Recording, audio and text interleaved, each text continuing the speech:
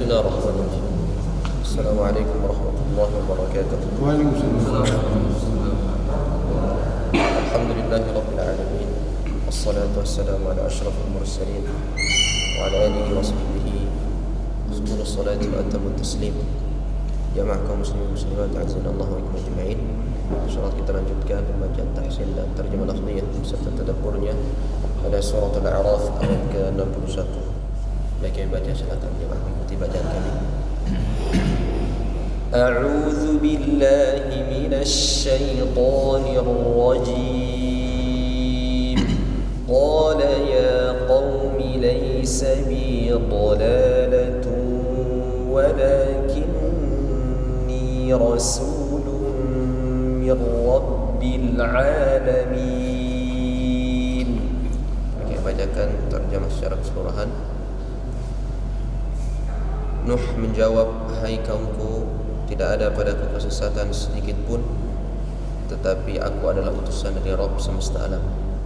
Alhamdulillah alladzi ahyana ba'da ma amatana wa ilaihi nusyur. Alhamdulillah alladzi radda alaina ruhana wa adina lahu lidzikri. Wassalatu wassalamu ala asyrafi wa imamil mursalin wa ala alihi wa ashabihi wat tabi'in. Amma ba'd.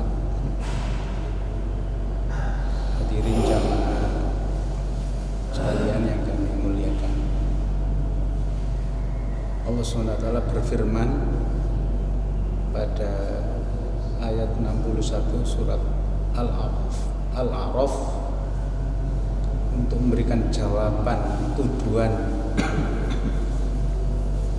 anak cucunya Qabil terhadap dakwah tauhid yang disampaikan oleh Nabi Nuh, yaitu ayat 60. Inna lanaraka fi dhalalim mubin. Sesungguhnya kami benar-benar melihatmu Nuh di dalam kesesatan yang nyata. Dalam tafsir Asy-Sya'rawi ini beliau berkata, hum qalu lahu, mereka berkata kepada Nuh, inna lanaraka fi dhalalim mubin al-mutabadir ayyakuna ar-rabb. Maka Nabi Nuh segera memberikan jawaban, laisa fi amri dhalal, sesungguhnya tidak ada padaku kesesatan. Lakinnahu qala huna, tetapi dia berkata di sini laisa bi dhalalatun, menggunakan isim mufrad. Mengapa Nabi Nuh segera memberikan klarifikasi terhadap tuduhan itu? Karena seorang nabi, seorang wali Allah memang harus diperkenalkan supaya orang tahu. Nabi Ibrahim selama hampir 1 abad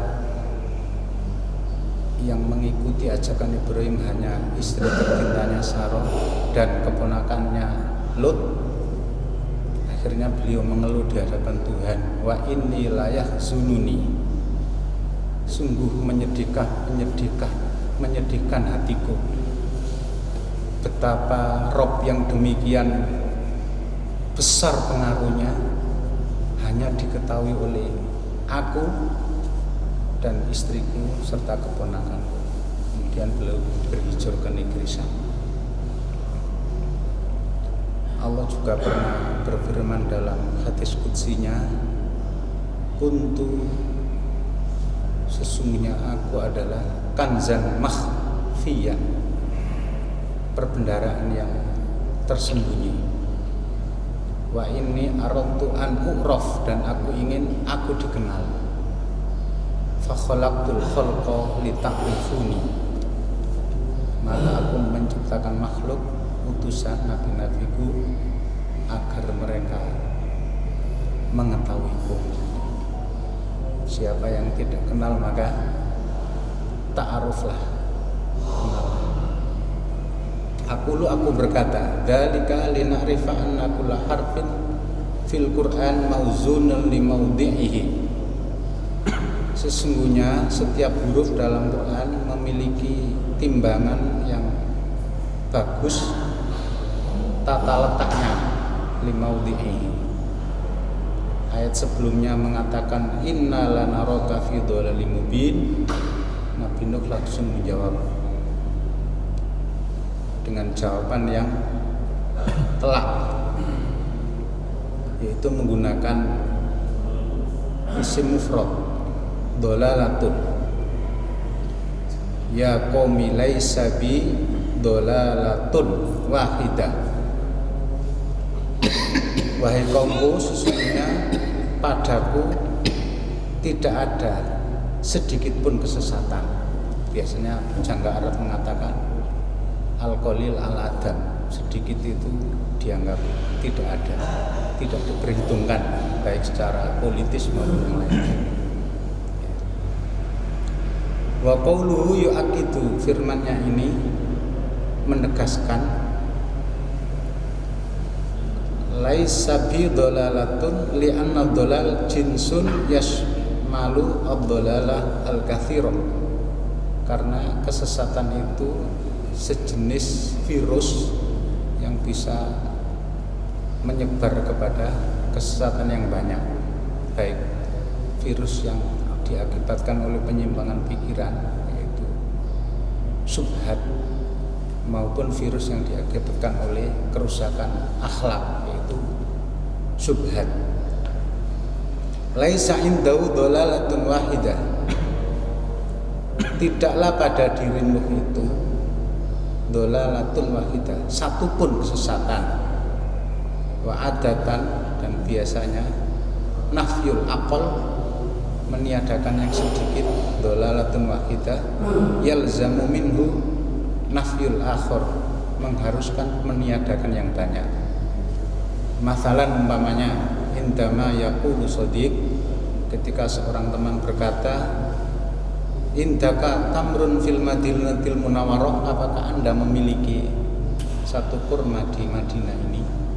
Taqulu lahu, kalian katakan padanya laisa indi